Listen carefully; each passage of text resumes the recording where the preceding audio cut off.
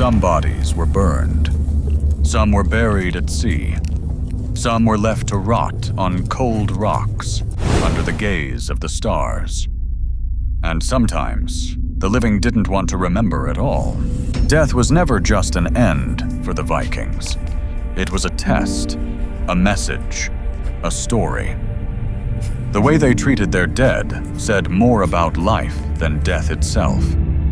Why were some warriors set aflame in pyres, while others were sunk in rivers, weighted with iron? Why did families sometimes leave corpses unclaimed, exposed to wind and snow, and yet in other cases, go to impossible lengths to honor the dead?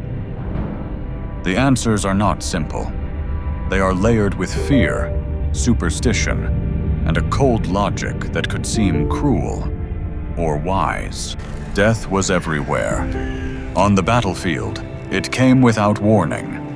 In the villages, it whispered through longhouses, carried by disease or famine. And when it came, the living had choices.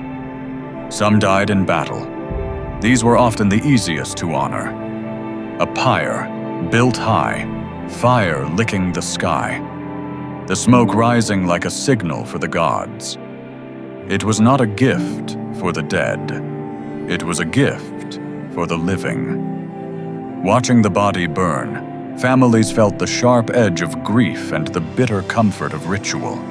It reminded them, life is temporary, but honor could outlast death. But not every death was heroic. Some came quietly, alone, in the middle of winter. They were sometimes buried in the earth, in shallow graves, under rocks, hidden. Not everyone could witness these funerals. Not every body was claimed. And in that neglect, there was a lesson that life could end and the world would move on. The sea was another judge. Some corpses were weighted and sent into icy waters or set afloat on rafts. Sometimes the currents carried them far away. Sometimes they came back, washed up on distant shores. The Vikings believed that water could cleanse or even punish. It was a bridge between the living world and the unknown. To leave someone to the sea was not cruelty. It was trust in forces beyond comprehension. Rituals were complex. A warrior might be placed with his weapons, sometimes even his favorite horse. Food, drink, treasures, all intended to accompany him into the afterlife. But here, decisions mattered. Was this warrior truly honored? Or was this a warning to others? A reminder of what happens when promises are broken, when courage fails, when trust dies before a sword is drawn. There were bodies that were burned, but not completely. Sometimes the pyre would smolder for days. Smoke would rise unevenly. Flesh left partially charred. In some villages, they believed such souls could not rest, and the living would avoid the remains, fearful of curses. Then there were the forgotten dead, those cast aside, left to the wolves and ravens. Sometimes they were criminals, sometimes outsiders. Sometimes the decision came from fear of disease, fear of angered spirits, fear of shame. But even in neglect, the dead left traces, footprints of decay, faint smells in the wind, the way the birds circled longer, the way the village dogs refused to enter certain areas. The living learned slowly that death was never just death. It carried memory, warning, and power.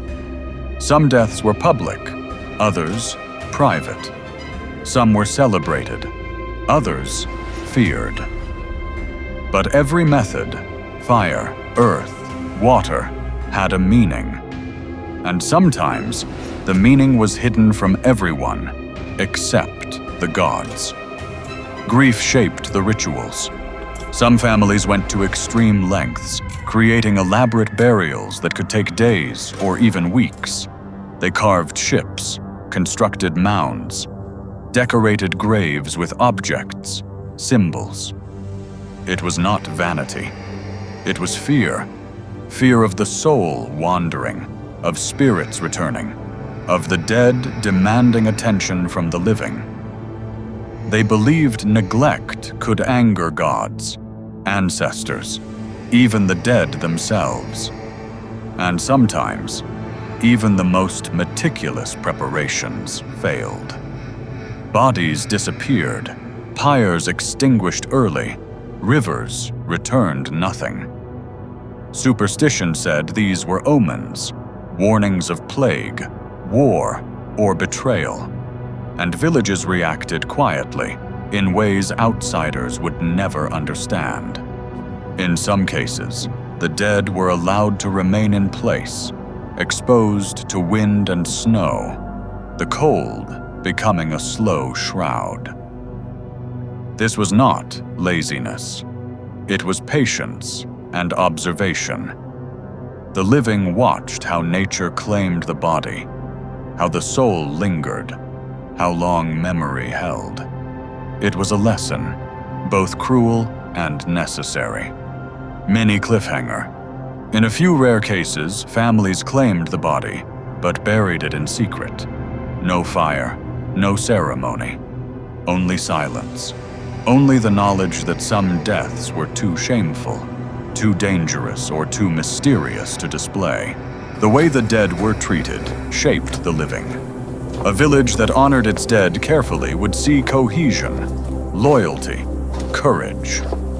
A village that neglected ritual would see whispers, suspicion, fear, and sometimes disaster. Death was not final. It lingered. It influenced crops, decisions, battles, marriages.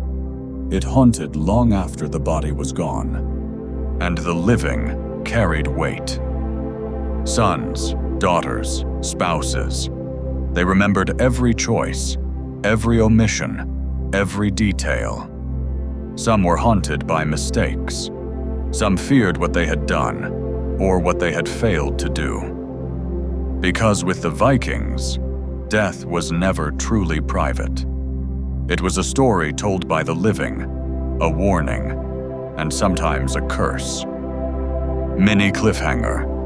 And even after decades, even after centuries, some villages reported that certain places were avoided. Certain rocks, rivers, or pyres. They whispered that the dead were still watching. Some bodies vanished without trace. Some graves were empty when the living returned. Some rivers refused to release what had been cast into them. No one knew if the souls rested, wandered, or waited. And the question lingered. When a Viking died, was it truly the end? Or had the living only glimpsed the beginning of something they could never fully understand?